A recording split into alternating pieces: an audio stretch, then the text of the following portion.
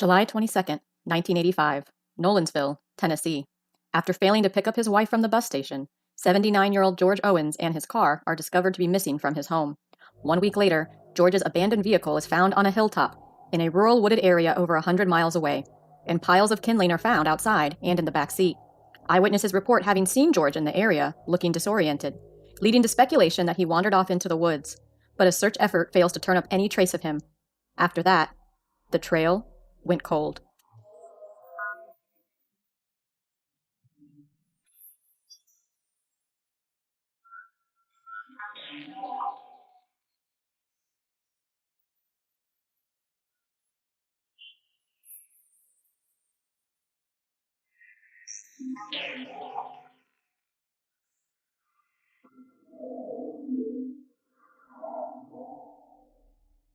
Hello everyone, and welcome to our latest episode of The Trail Went Cold. I'm your host Robin Werder, and today we're going to be exploring a pair of unsolved missing persons cases involving elderly victims, the disappearances of George Owens and Walter Dunson. That voice you just heard narrating our intro was Laura Ayers, the latest winner of our most recent Trail Went Cold listener voiceover contest, so thank you very much, Laura. This is a recurring monthly contest which we've been carrying on for nearly 3 years now, and if you'd like to enter and haven't already done so, I will be providing instructions at the end of this episode. Anyway, as you probably know, due to the recent events which have been taking place in the world, The Trail Went Cold has decided to spend the last half of June and all of July covering unsolved cold cases in which the victims were persons of color, and on this episode, we're going to explore 2 cases which fit that criteria. If you're an Unsolved Mysteries fan, you're probably familiar with the story of George Owens, which is often ranked as one of the most saddest, heartbreaking segments ever featured on the show. And frustratingly, even though the case is still unsolved to this day, the segment is currently not available for viewing on Amazon Prime or YouTube. But since the date of this episode's release just happens to be the 35th anniversary of George's disappearance, I thought now would be an ideal time to cover it. However, since there isn't a ton of information available about George's case, I've decided to include another story about an elderly African-American man named Walter Dunson, and it might be one of the most bizarre missing persons cases we've ever covered. Walter was officially reported missing by his son when he would have been 98 years old, but once investigators started digging into the case, they discovered that no one else could actually confirm having seen Walter in nearly 2 decades, and that his son may have had ulterior motives for keeping his disappearance a secret for a long time. Anyway, I'll start off this episode by talking about George's story before I provide my theories and analysis, and then I'll move on to Walter's case. However, before we get started, just a quick reminder that The Trail Went Cold is a weekly podcast, which is currently available for download on several platforms, including Apple Podcasts, Stitcher, Google Play Music, and Spotify. So if you like this podcast, be sure to subscribe to it, and please leave us a rating or review on any of those sites to help spread the word and garner us more exposure. The Trail Went Cold is on Patreon, so if you would like to learn how to support the show, please visit our page at patreon.com/thetrailwentcold. For as little as $1 a month, you can garner access to exclusive rewards, which may include stickers and thank you cards, early access to episodes, and bonus content. So with all that out of the way, let us now start off by exploring the unsolved disappearance of George Owens.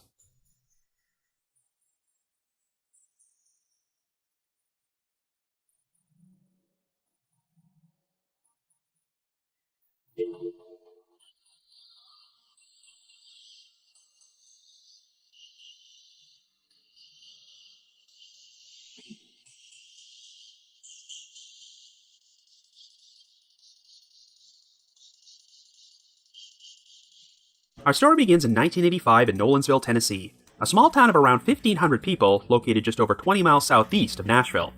Our central figure is a 79-year-old African-American man named George Owens, who lives with his 77-year-old wife, Aileen Owens.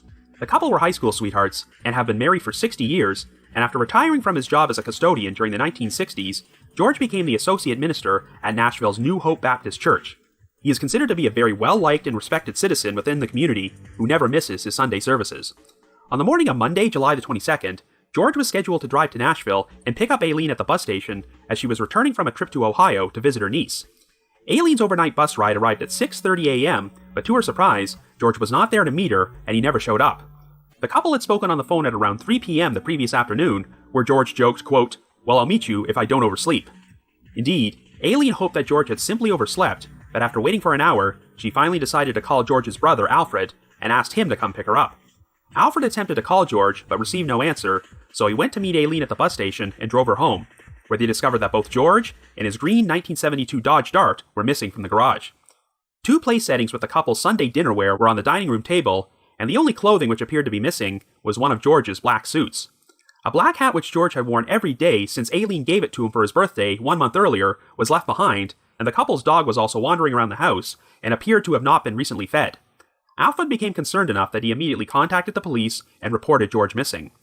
Neighbors would say they last saw George leaving the house on the afternoon of July the 21st, driving his Dodge Dart on Nolensville Road towards Nashville, which made them wonder if he was planning to pick up Aileen one day early. For 6 days, there would be no sign of George until his family was notified that his abandoned car had been discovered on a remote hilltop overlooking the Tennessee River in a rural wooded area in Perry County.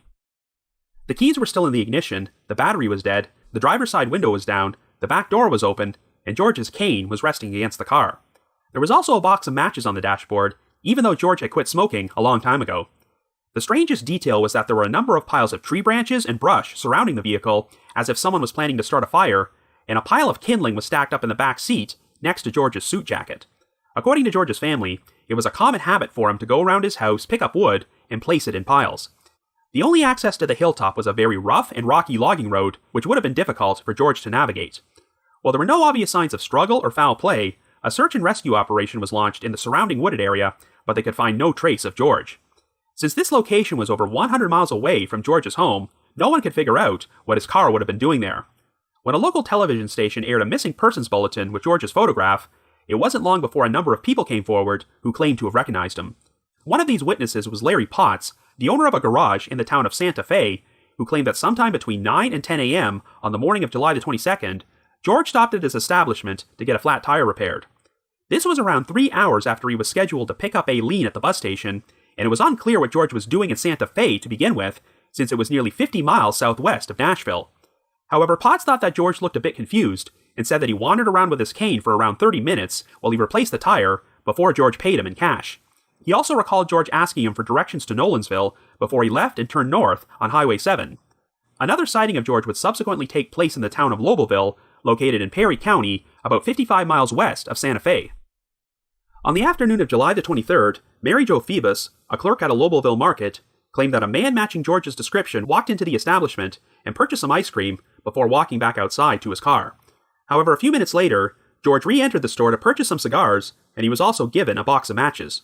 But afterward, George started talking about how he couldn't find his wife, and went on about how they used to love dancing together, which gave Phoebus the impression that he may have been disoriented. She decided to call the local clinic to see if George's wife might be there, but there were no patients matching her description. George then left the market, and that was the last time he was confirmed to be alive. However, there would be one more sighting of George's Dodge Dart later that afternoon. The remote hilltop where the vehicle was discovered was about 12 miles from the market, and a local resident who lived near the site remembered seeing the Dart drive uphill on the logging road towards the spot. But interestingly enough, the witness also said there was a pickup truck following George's car uphill on the same road before they saw the truck re-emerge and drive downhill about 15 to 20 minutes later. This led to speculation that the person driving the truck may have had an encounter with George on the hilltop, but neither the truck nor its driver was ever identified. Based on the reports of George's behavior at the garage and the market, it was theorized that he might have suffered a medical issue, such as a minor stroke, which caused him to become confused and drive to a remote location over 100 miles from his home before he vanished. Sadly, Aileen Owens was left completely devastated by her husband's disappearance, stating, quote, "After being together all that time, I can't get used to losing him, least not the way I lost him," end quote. She eventually moved out of her house into an apartment and passed away in 1989. The case would be profiled on an episode of Unsolved Mysteries in August of 1992 and featured interviews with George's brother Alfred, but the segment failed to generate any promising new leads. The following year, George was officially declared dead, and his grandson would inherit $33,000 from his estate. But after 35 years, there are still no answers about what actually happened to George Owens. So I guess you could say, the trail went cold. So if you were to ask an Unsolved Mysteries fan which moments from the show put a major lump in their throat, all you would have to do is utter these 5 words: "I can't find my wife." Yes, the reenactment in the market depicting a disoriented George Owens reminiscing about his wife and acting concerned about being unable to find her is definitely one of the most heartbreaking scenes in the history of the show. Say what you will about the quality of the acting in some of these reenactments, but the elderly actor they found to play George was very, very good, and that scene is one of the big reasons people still remember this story all these years later. But as you can imagine, it's quite frustrating that this segment is currently not available for viewing on the usual channels. Now, I'm sure you know that I have a particular fascination with mysteries in which someone goes missing or is found dead at a faraway location they had no reason to be at, and while the story definitely fits that criteria, it's less mysterious when you're dealing with an elderly victim. It seems very likely that the reason George wound up in a remote area over 100 miles from his home was because he suffered some sort of medical issue which affected his memory, whether it be a minor stroke or an undiagnosed case of Alzheimer's or dementia. Years before they aired this segment, Unsolved Mysteries actually profiled a similar story about another elderly African-American man named Rogers Kane, who vanished after leaving his home in Los Angeles, and his abandoned car was eventually found on a city street. Based on the accounts of some eyewitnesses who interacted with Rogers, signs pointed to him having some sort of medical issue which caused him to lose his memory and forget who he was. While Rogers was never found, the best case scenario was that someone could have picked him up and taken him to a medical facility for treatment, where he lived out the remainder of his life as a John Doe because no one could identify him. But in this case, George Owens' vehicle was found in a rural wooded area in the middle of nowhere, so the odds of him being picked up by a good Samaritan and taken somewhere for treatment are not great. No matter what you believe happened to George, the visual from the Unsolved Mystery segment of his abandoned Dodge Dart sitting on that remote hilltop with a pile of kindling in the back seat and George's cane resting against the car is incredibly eerie. What adds an extra element of tragedy to this story is that George sounded like an all-around good person, and he left behind a wife, Aileen, who had been with him for 60 years. As you can imagine, it was not easy for Aileen to adjust to life without him, but it was extra difficult since he was missing, and she had no idea if he was actually dead or alive somewhere. It sounds like George and Aileen rarely spent time apart, so it was just bad luck that he may have suffered some sort of medical issue on the one day she happened to be out of town visiting relatives. If this had occurred while Aileen was at home, she may have been able to prevent George from driving off. Now, on the basis of the Unsolved Mystery segment, I initially theorized that George had gotten confused while he was on his way to pick up Aileen at the bus station in Nashville on the morning of Monday, July the 22nd, which caused him to drive in the wrong direction and become lost. However, upon further research, it now seems that George may have actually left his home on Sunday, the 21st. We have neighbors claiming they saw George driving away from the house that afternoon, and there were 2 place settings found at the table, with what Aileen specifically described as their Sunday dinnerware, even though her bus was not scheduled to arrive until Monday morning at 6:30 a.m. So I get the impression that George had gotten it into his head that he was going to pick up his wife that day and bring her home for Sunday dinner. Aileen said she last spoke to George on the phone on the afternoon of the 21st and did not notice anything unusual, as George did say that he was going to meet her at the bus station the following morning, so it must have been a short time later that he suffered a stroke or something, which caused him to become confused and disoriented. In fact, it's possible that George even drove to the bus station to pick up Aileen on the 21st and was totally thrown off when she did not arrive, which explains why he was later seen going on about how he couldn't find his wife. The next confirmed sighting of George took place between 9 and 10 a.m. on the morning of the 22nd, when he stopped at the garage in Santa Fe to get his tire replaced. According to the owner, Larry Potts, George appeared to be lost and asked for directions before he left. This might go a long way towards explaining why George wound up where he did, because it sounds like when he asked for directions to Nolensville, there may have been a misunderstanding, and Potts instead gave him directions to Lobelville, which was over 50 miles in the opposite direction. And sure enough, George was seen in Lobelville the following day. Now, in missing persons cases, you're always going to have sightings of the victims from eyewitnesses who were mistaken about who they saw, but given where George's car ultimately wound up, I think it's safe to say that the eyewitness sightings in this case are accurate, and the evidence demonstrates that George wound up in an unfamiliar place because he was disoriented. The Lobelville market clerk, Mary Jo Phoebus, was interviewed on Unsolved Mysteries, and she was clearly haunted by the fact that even though she made an attempt to call the local clinic to help George find his wife, she wished she could have done more to help him. At first, people were baffled when a box of matches was found on the dashboard of George's car, since he had given up smoking a long time ago, but Phoebus confirmed that she gave those matches to him when he purchased cigars at the market. Even if George had not smoked in a while, he may have bought the cigars instinctively because he was remembering old habits. Given that it takes just over an hour to drive from Santa Fe to Lobelville, and these separate sightings took place over 24 hours apart, this begs the question, what was George doing during that period of time? In fact, if he actually left his home in Nolensville on the 21st, what were his whereabouts before he turned up in Santa Fe on the morning of the 22nd? It's incredibly sad to think that George may have been driving around aimlessly looking for his wife for nearly 2 straight days, and you have to wonder if he spent those nights sleeping inside his car. It's still not clear how George's car wound up on that remote hilltop 12 miles outside of Lobelville, but he may have simply gotten lost and became very confused when he arrived at the location, since there was only one road in or out of there. On the surface, the detail about the piles of kindling being found inside and around the car might seem pretty baffling, but it makes more sense once you learn that George had a habit of collecting wood and assembling piles at his house. So once again, it seems like he may have instinctively been doing something which was a familiar habit. I know that Aileen expressed her belief that George would not have placed that kindling in the back seat himself because he always went out of his way to keep his car spotless, but if he was disoriented, he would have been capable of anything. It's possible George did this because he was planning to spend the night at that location, but of course the big mystery is, what ultimately happened to him? Well, of course, the obvious explanation would be that he wandered away from his car into the woods and died of exposure. Even though an extensive search and rescue operation was launched and they failed to find George's body, he had already been missing for a week by that point, so any number of things could have happened to his remains, such as them being torn apart and spread around by animals. There are numerous documented cases where someone went missing in a remote wilderness area and a search effort failed to turn up anything, but then years later, someone just happened to stumble across the victim's remains, which had been completely missed during the original search. I guess what differentiates this case from many others is that George left his cane behind, and you have to wonder how far he would have been able to walk without it. Theoretically, if he did succumb to exposure, this should have occurred only a short distance from his vehicle, making him easier to find, but as it's been proven time and time again, even the best search and rescue operations can miss human remains. However, the one detail which might lend credence to the idea that George was a victim of foul play is the eyewitness sighting of the pickup truck, which appeared to be following George's Dodge Dart on the logging road towards the hilltop where the vehicle was found. That same truck was then seen heading back down the road in the opposite direction, and the driver has never been identified.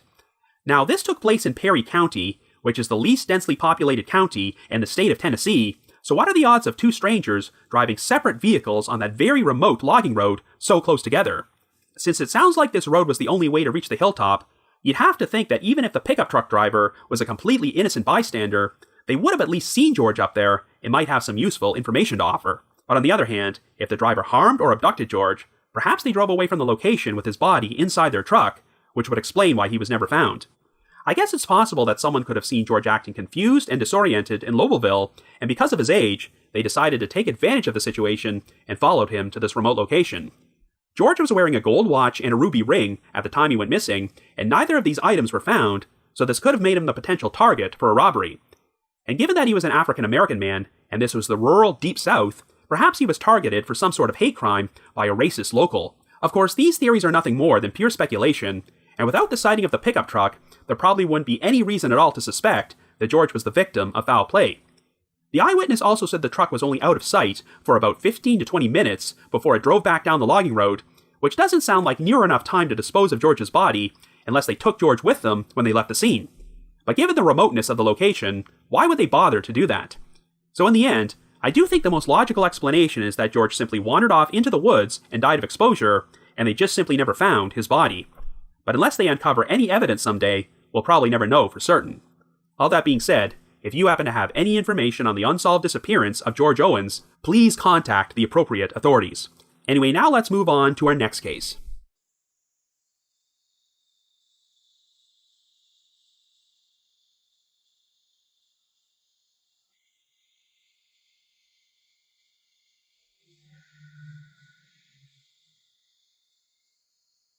Our second story begins in Cincinnati, Ohio in 1998, and our central figure is an elderly African-American man named Walter Dunson. On June the 5th, Walter's 50-year-old son, Gary Adams, contacted the Cincinnati Police Department in order to report his father missing. By this point, Walter was 98 years old, less than 1 month shy of his 99th birthday, and according to Gary, his father had spent the past 20 years living with him and his wife at a small, rented brick house in the Kennedy Heights neighborhood. Gary claimed that he had taken Walter out shopping to Findlay Market on Elder Street, and at around 2 p.m., they momentarily separated when Gary went inside a butcher shop to purchase some steaks. But when Gary exited, he discovered his father was gone and could not find him anywhere. After Gary filed a missing persons report, the police spent the next several days canvassing the neighborhood and performing a door-to-door search, but could find no trace of Walter. However, from the moment they arrived at the market to respond to Gary's call, investigators got an odd feeling and felt that Gary came across as very unemotional about his father's disappearance. He also seemed very impatient, as he wanted to leave the scene in order to pick up his wife from work, and even went so far as to turn down an officer's offer to pick her up for him. At one point, Gary even told the police that there was no need for them to do anything else because he would find his father himself. When asked for a photograph of Walter, Gary claimed that he did not have one because his family did not believe in taking pictures. After ignoring this request for several days, Gary eventually agreed to sit down with a police artist and provided a detailed description of Walter so they could produce an age-enhanced composite sketch. When the sketch was circulated to the employees at Findlay Market, most of them could not recall seeing anyone matching Walter's description on the afternoon he was reported missing. A clerk at a beauty supply shop believed he may have sold Walter a lottery ticket, and while another eyewitness did recall seeing an elderly man at the market, She thought he appeared to be in his 60s or 70s and much younger than Walter's age of 98. The market's employees also claimed that at no point were they ever approached by Gary or anyone else to post missing persons flyers for Walter. Investigators became even more suspicious when they visited Gary's rental house where Walter supposedly lived. The residence windows were covered with foil, and the bedroom where Walter supposedly slept had a very musty-smelling bed and very few personal items, giving off the impression that no one had lived there in quite some time. The room was also located at the top of a steep flight of stairs, which would have been very difficult for a 98-year-old to navigate. And even though a search of Walter's hospital records showed that he had a history of medical problems, no prescription medication could be found under his name at the residence. When investigators spoke to Gary's landlord and 6 of his neighbors, they claimed that Gary and his wife were known for being very reclusive, even though Gary's wife had 2 sons from a previous relationship who had lived at the residence in the past before moving out. No one had any recollection of an elderly man living there. While Gary's wife backed up his story that Walter had stayed with them, things got even more bizarre when investigators spoke with Brian Bias, Gary's 23-year-old son from a previous relationship. Brian currently lived in Columbus, though he often traveled to Cincinnati to visit his father and stepmother at their house. Not only did Brian tell police he had never met his grandfather, but he said he was completely unaware that Walter even existed until he was reported missing. In fact, back in 1988, Brian had spent 2 months staying at his father's residence and even slept in Walter's bedroom, but he never saw Walter at all. This prompted investigators to do a deep dive into Walter's background to try and determine the last time he was confirmed to be alive. It turned out that Walter was originally born near Marietta, Georgia, though different birth dates from 1899 and 1900 would be listed in different records. This discrepancy may have been due to the fact that Walter had lied about his age in order to enlist in the military and serve in World War I, where he wound up being awarded the Bronze Star Medal for bravery. While there was no record of Walter having legally married, he was believed to have had 8 or 9 children throughout his lifetime. However, Gary claimed that the family never kept in touch, and he had no idea where his mother was or if she was even still alive. At some point during his life, Walter moved to Cincinnati and got a job at a local iron foundry where he worked for 40 years before retiring in 1970. Following his retirement, Walter started drawing a pension and Social Security benefits, and he was still collecting and cashing all of the checks he received until he turned up missing. But other than the checks, it seemed like the official paper trail for Walter came to an end sometime around 1980. His driver's license had expired during the 1970s and was never renewed, and the last surviving paperwork for Walter were records of him having visited Cincinnati's University Hospital on 3 separate occasions in 1980 for such issues as dementia and possibly a stroke. Apparently, Gary had accompanied his father to the ER for one of these visits, but got tired of waiting and left before Walter was treated. In spite of these medical issues, there were no subsequent records of Walter having visited a doctor, making an insurance claim, having prescriptions filled, or holding a bank account, and Gary would attempt to explain this by claiming that his father had stopped believing in doctors and banks.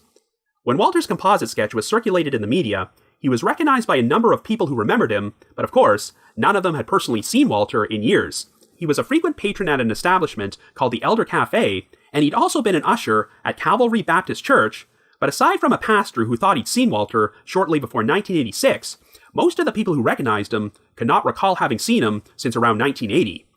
A former counselor from a local homeless shelter called the Drop-In Center recognized Walter and claimed that he used to stay there, but once again, had no recollection of him after 1980. When Walter's composite sketch was shown to current employees and residents from the shelter, no one recognized him. Investigators were finally able to turn up a photograph of Walter, which had been published in a church bulletin in 1973, but no recent pictures of him seemed to exist. Since Walter did not appear to have a death certificate, he was cross-checked with unidentified John Does from the morgue, but none of them were a match for him. Over a month after he reported his father missing, Gary decided to provide an exclusive interview to the Cincinnati Enquirer in an attempt to explain why no one else could recall having seen Walter in 2 decades. He stated, quote, "Basically, we are reclusive type people. In 18 years, not one neighbor has been in here for so much as a cup of coffee. If anything, we're guilty of being antisocial," end quote. Gary claimed that since Walter had spent much of his life working the overnight shift at the iron foundry, he had a habit of sleeping and watching television during the day and would only go outside at night for the occasional walk. He also said that Walter kept to himself because he feared that their family would get into trouble for having too many tenants at the residence, though the landlord would later clarify that there was no limit on how many tenants could live there. Anyway, the pieces of this puzzle started to come together once investigators learned of a significant event which took place right before Walter supposedly went missing. As you recall, Walter had been collecting Social Security benefits since his retirement, and whenever one of the recipients was reaching a really advanced age, it was standard practice for the Social Security Administration to send them a letter in which they requested a meeting with one of their field representatives in order to verify they were still alive. Well, wouldn't you know it, since Walter was only 1 month shy of his 99th birthday, one of those letters was sent to the address they had on file for him, which happened to be Gary's residence, and only 4 days after it was sent, Gary went to the police and told them that his father had vanished at Findlay Market. It turned out that Walter had collected over $100,000 in pension and Social Security checks. In fact, between May of 1996 and June of 1998, 25 Social Security checks, totaling more than $21,000, were co-signed by both Walter and Gary and deposited into Gary's bank account. This led investigators to suspect that Gary had been keeping up the false pretense that his father was alive in order to collect his benefits, so in February of 1999, Gary was indicted on 25 federal counts of theft of public funds, as well as 25 federal counts of forgery. He would go on trial for these crimes in May, and wound up being convicted on all 25 counts of theft, though the jury acquitted him on all counts of forgery. Since no existing samples of Walter's handwriting could be found, a comparison could not be made in order to conclusively prove that Gary had forged his father's signature on the checks. Regardless, Gary was sentenced to 27 months in prison and ordered to pay restitution. The court took into account the reported sighting of Walter by his church pastor during the mid-1980s and concluded that Gary had fraudulently cashed all of his father's Social Security checks between 1986 and 1996, so the total amount of restitution he owed was $129,853. However, since no trace of Walter's body could be found, authorities were unable to prove that Gary was responsible for his death. In 2014, a detective from the Cincinnati Police Department announced that they were reopening the case in an attempt to find Walter's remains, and during a news report shown on a local TV station, Gary's son, Brian Bias, was interviewed. He said that he was still searching for answers about his grandfather, and publicly urged his father to do the right thing and reveal what happened to Walter. But thus far, Walter Dunson continues to remain a missing person. So I guess you could say, the trail went cold. Wow, so unsolved missing persons cases are sad enough, but what can you say about a story where a person vanishes, and the last 2 decades of their life just seem to vanish along with them? I first came across this story several years ago when I wrote an article for listverse.com titled 10 People Who Weren't Reported Missing for Years. In those cases, when an official missing persons report was filed with the authorities, it turned out that no one could actually confirm having seen the victim alive for years beforehand. And for the most part, it seemed pretty obvious that someone close to the victim was responsible for their disappearance, but managed to conceal it for years. In fact, if you watch the new version of Unsolved Mysteries, which just got released on Netflix, you probably saw the episode about the disappearance of Lena Chapin, who also got featured in my Listverse article, since the last confirmed sighting of Lena took place in 2006, but no one actually reported her missing until 2.5 years later. But the story of Walter Dunson is just on another level altogether. I'm sure the authorities don't have to deal with many missing persons reports involving victims who are 98 years old because, well, most people generally don't live that long. But when a 98-year-old man just seemingly vanishes into thin air in a crowded public place, and almost no witnesses can recall actually having seen him there, that's a major red flag. No matter what transpired, I think the one indisputable fact that we can all agree on is that Gary Adams is a colossal douchebag. Even if he was not directly responsible for Walter's disappearance, he obviously had no qualms about collecting his father's Social Security checks and cashing them for himself. This is far from the only case you'll find where someone concealed the death of a relative in order to collect their benefits, but people generally don't get away with a scheme like that for as long as Gary did. And that's pretty much the biggest issue with conclusively solving this case and figuring out what happened to Walter, because Gary would have had a lot of time to cover his tracks. But man, even if you put aside his disappearance and the scheme with the checks, there are a lot of unanswered questions about the life of Walter Dunson. I mean, obviously, what ultimately happened to Walter is not that mysterious, but his backstory seems to be. Walter's story kind of reminds me of those Lost Heirs segments from Unsolved Mysteries, where a reclusive person would pass away with a lot of money in the bank, and investigators would have to dig into their mysterious backgrounds in order to find an heir to their estate. What we do know about Walter is that he was originally born in Georgia, lied about his age in order to serve in World War I and earn the Bronze Star, and he spent 40 years working at a Cincinnati foundry before his retirement, but there are a lot of holes in his family background. All the sources state that even though Walter never officially married, he apparently fathered 8 or 9 children throughout his life, but aside from Gary Adams, there doesn't seem to be any information out there about these children. All Gary said was that the family never kept in touch, and he didn't even know if his own mother was still alive. So did Walter father these 8 or 9 children with the same woman, or did he just get around a lot? If you listen to the episode I released last year about the disappearance of Clifford Sherwood, you might recall that his father, Tex Sherwood, had a habit of starting multiple families with multiple women before he would completely abandon them and start over with someone else. So did Walter live a lifestyle like that? We have reports of Walter staying at a homeless shelter in 1979 or 1980, which seems to suggest that he had fallen on hard times in the years following his retirement, so I'm not sure if this means he severed his relationships with most of his children. Did none of these children ever ask about Walter or attempt to contact him during the 18-year period when his whereabouts were unaccounted for? What seems apparent is that at some point, Walter must have moved into Gary's rented house in Kennedy Heights because that was the address the Social Security Administration had on file when they kept sending him checks for 2 decades. Indeed, when Walter turned up missing, Gary's mother-in-law said that she did have memories of having to watch him a few times, but the last time she remembered seeing him was back in 1978. So we know that Gary and his wife lived in that residence, and they both maintained that Walter had stayed with them for 20 years. It sounds like Gary's 2 stepsons lived there and had moved out before Walter was reported missing, but they've never publicly commented on the situation and confirmed or denied having seen Walter. However, Gary's biological son Brian has always maintained that he never even knew his own grandfather existed, and while he did not live with Gary at the residence, he had visited and stayed there numerous times and never saw Walter. Gary's explanations for how Walter could have lived in that house for 18 years without anyone in the neighborhood seeing him are beyond absurd. There are records of Walter visiting a local hospital to deal with medical issues on 3 separate occasions in 1980, but the way Gary tells it, his father just suddenly stopped believing in doctors, which is why there are no records of him having attended any more medical appointments or gotten any prescription medication since then. Kind of miraculous that an 80-year-old man with all these medical issues would go on to live 18 more years without dealing with any further problems. The only person who thought they might have seen Walter after 1980 was the pastor from his church, who thought that he might have seen him sometime before 1986, but I think there's a pretty good chance they're mistaken. Gary's actually quite lucky the court took this sighting into account when determining how much money he owed for cashing Walter's checks, because otherwise, his restitution would have dated all the way back to 1980 and been even higher than $129,000. Now, if you think Gary is a truly evil, irredeemable monster, the most obvious solution to this mystery is that he murdered his father and disposed of his body before spending the next 18 years cashing in on his benefits.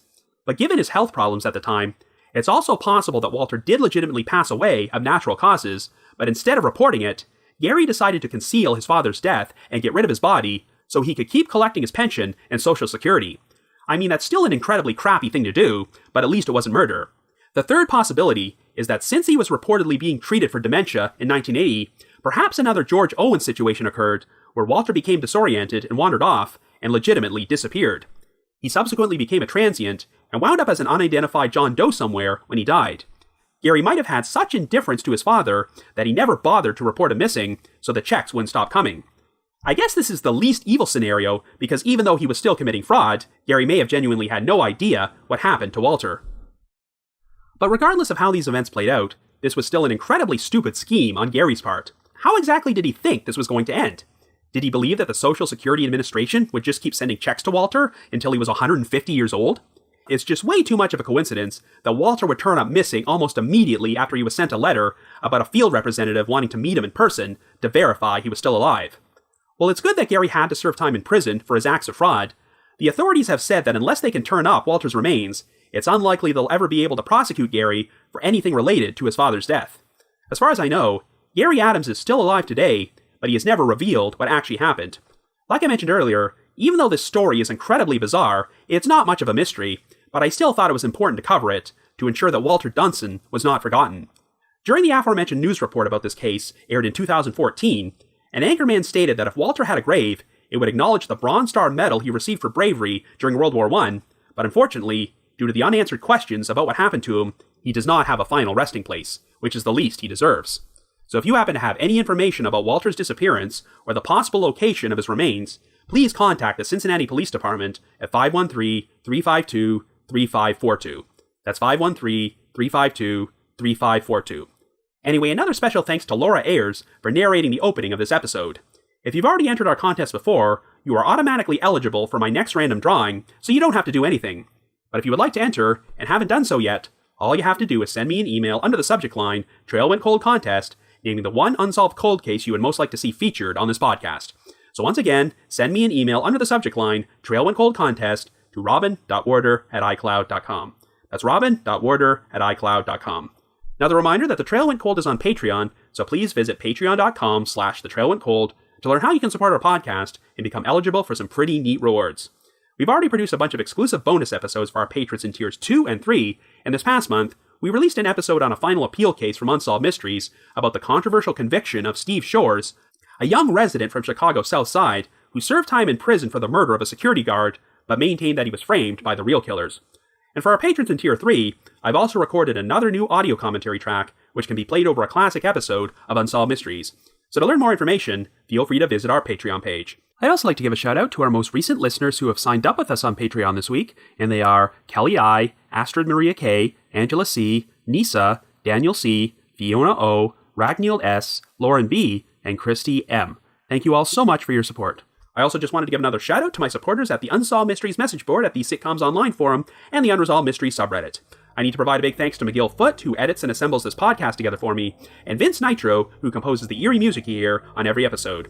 If you haven't already, you can like us on Facebook, follow us on Twitter, or leave us a rating or review on Apple Podcasts, Stitcher, Google Play Music, or Spotify.